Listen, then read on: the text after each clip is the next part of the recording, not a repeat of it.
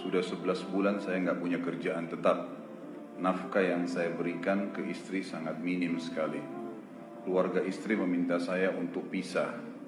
Akhir-akhir ini istri juga sudah tidak tahan. Istri saya bekerja. Sebenarnya kami masih saling menyayangi. Istri saya masih cinta sama saya. Ustaz, gimana saya menyikapi masalah ini? Apa saya ikuti maunya istri dan keluarga? Saat ini istri saya lagi didekati pria lain yang lebih mapan dan kaya. Salahkah saya kalau memukul pria tersebut? Karena pria itu telah mengambil kesempatan dalam kesempitan rumah tangga kami. Ustaz minta amalan atau wirid untuk melapangkan rezeki. Ini ada hubungannya sama tema nggak ini? Hah? Jawab atau enggak? Kasihan. Ya udahlah, karena malam terakhir ya.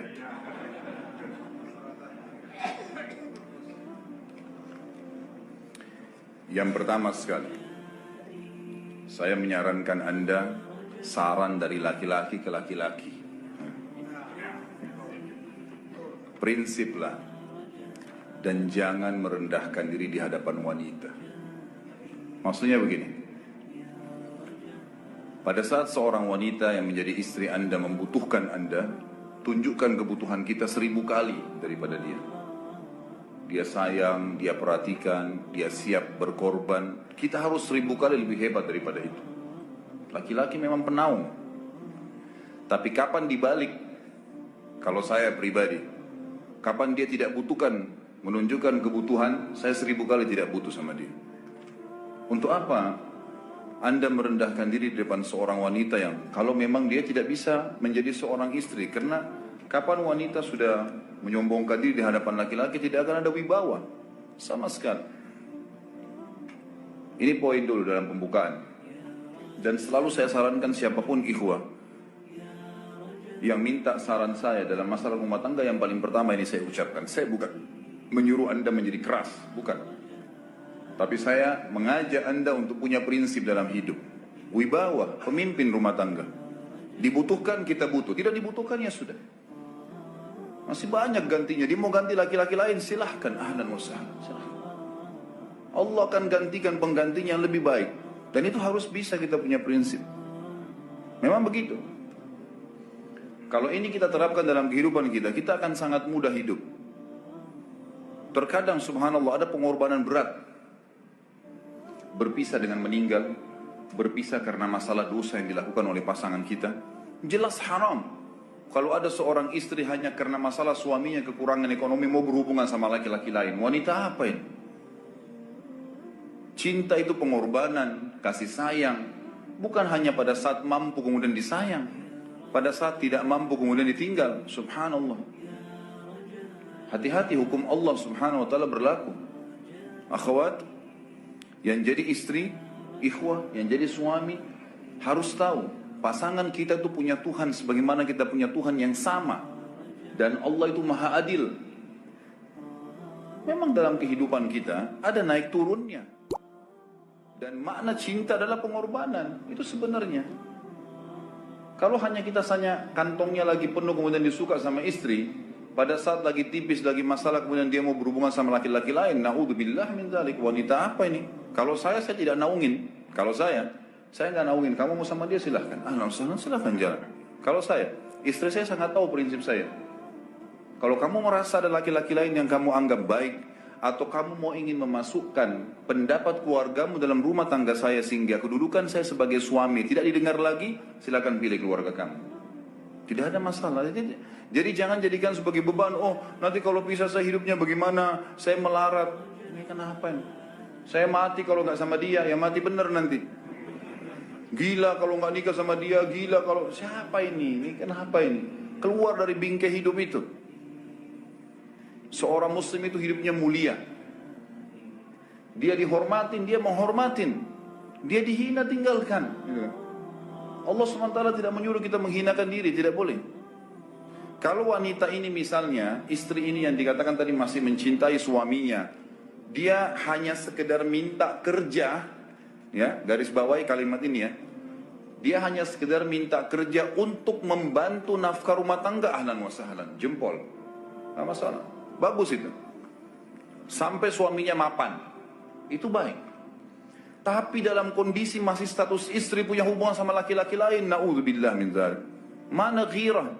Mana kecemburuan positif yang telah Allah pelihara dalam diri kita? Nggak boleh. Pada saat seorang sahabat pulang ke rumahnya mendapatkan istrinya selingkuh dengan laki-laki lain. Tidak disebutkan apakah berhubungan biologis atau tidak, tapi yang jelas sahabat ini sampai kaget masuk ke rumahnya temukan ada laki-laki lain. Dia bingung mau lakukan apa. Dia pergi ke Nabi SAW lalu berkata, ya Rasulullah, saya pulang rumah istri saya lagi sama laki-laki lain. Maksudnya dia pandu saya harus buat apa nih? Apa yang terjadi? Subhanallah, Sa'ad radhiyallahu anhu sahabat Nabi mulia menghenuskan pedang mengatakan, ya Rasulullah, kalau terjadi pada rumah tangga saya akan penggal dua-duanya. Dua-duanya saya penggal nih. Tapi di sini ulama bilang saat ingin menghukum kalau terjadi pada keluarganya dengan penggal ini, bukan maksudnya dia menghukum secara individu, maksudnya dia saya ingin terapkan hukumnya Allah, dirajam, dibunuh karena mereka sudah menikah dan berzina. Hukum Allah terapkan, kemuliaan agama harus ada. Harus begitu. Seorang istri yang mau tinggal di bawah naungan kita sementara kita sudah berkorban di bawah terik matahari, sudah bekerja, sudah memilih dia dari sekian banyak wanita, kemudian dia mau berkorban, hormatin dia, junjung dia, lindungin dia, rangkul dia, gitu kan? Bela dia, memang harus begitu. Tapi kalau masih dalam naungan, kemudian sedikit himpit masalah ekonomi lalu berhubungan sama laki-laki lain, naudzubillah, jangan dipertahankan, berbahaya sekali, gitu kan? Jangan Anda menjadi laki-laki lemah gitu. Saya kemarin ditelepon oleh 2 orang sekaligus, subhanallah. Sahabat dekat telepon pada saya, laki-laki. Ustaz, maaf mau ngomong sebentar. Baik, silahkan. Ustaz, saya ini istri saya pulang ke rumah ke kampung ayahnya ibunya karena alasan mengurus ayah dan ibunya. Akhirnya saya sama anak-anak ditinggal di sini sendiri. Setiap kali saya panggil pulang, dia bilang, sudahlah saya nggak mau pulang. Kalau mau nikah lagi silahkan. Dia bahasakan begitu. Bagaimana sarannya Ustaz? Saya bilang nikah lagi.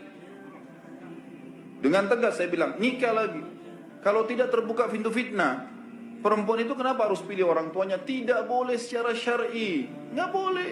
Sudah menerima akad nikahnya seorang laki-laki. Laki-laki itu yang dinomorsatukan di atas ayahnya. Nggak ada alasan. Kalau suami izinkan boleh urus orang tua. Kalau nggak diizinkan tidak boleh. Nggak boleh. Bagaimana dia tinggalkan suaminya sama anaknya? Kaget itu saya katakan begitu. Iya, bahkan sekarang hukum poligami sudah wajib bagi Anda. Nggak boleh.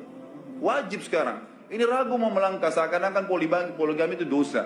Padahal dia ditinggal oleh istrinya. Bagaimana bisa ini? Ada laki-laki seperti ini nggak punya prinsip. Harus melangkah. Dia sudah dapat jawaban saya dikasih. Ini Ustaz, teman saya juga mau bicara. Masalahnya sama lagi. Ustaz, istri saya tinggalkan saya, Ustaz kayak mau menangis. Sebentar, jangan pakai nangis laki-laki. Apa ini cengeng? Ditinggal wanita nangis, subhanallah. Orang nangis itu ditinggal meninggal Rasulullah SAW. Ketinggalan sholat subuh berjamaah, itu nangis. Nggak jadi jihad, nah itu nangis. Ditinggal perempuan nangis, la ilaha illallah. Allah ciptakan perempuan lebih banyak daripada laki-laki. Ini bukan menurunkan martabat perempuannya.